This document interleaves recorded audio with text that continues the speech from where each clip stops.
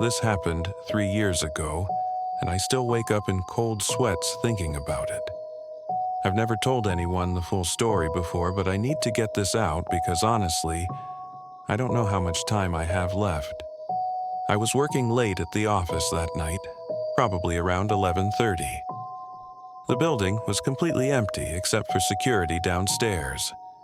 I'd been pulling these long hours for weeks, trying to finish a project that was way behind schedule. The fluorescent lights buzzed overhead, and every little sound seemed amplified in the silence. I was packing up my laptop when I heard the elevator ding.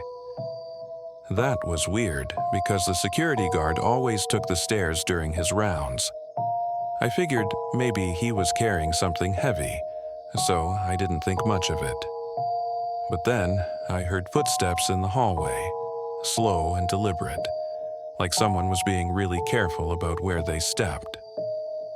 The footsteps stopped right outside my office door. I held my breath and waited, but nothing happened. No knock, no voice, just complete silence. After what felt like forever, I heard them start up again, moving away down the hall. I thought whoever it was had just kept walking, so I went back to shutting down my computer. That's when I noticed my office door was cracked open. I always kept it closed when I worked late. Always. My heart started pounding as I realized someone had been standing there, watching me through that crack.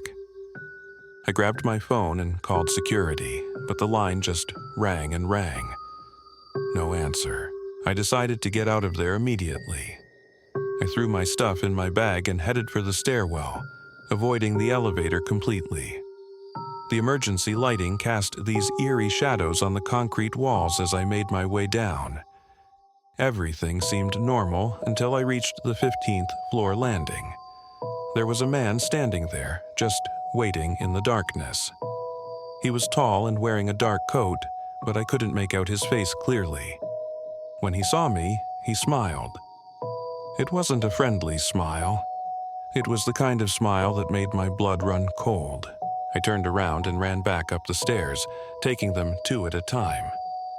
Behind me, I could hear him following, his footsteps echoing in the stairwell. He wasn't running, though.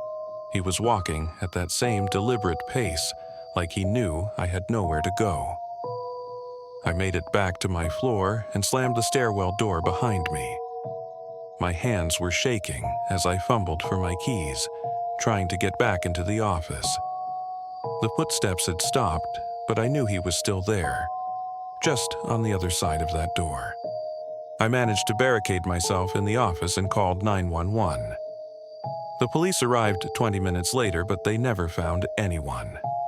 The security guard was unconscious in the basement, and the surveillance footage from that night had mysteriously been erased.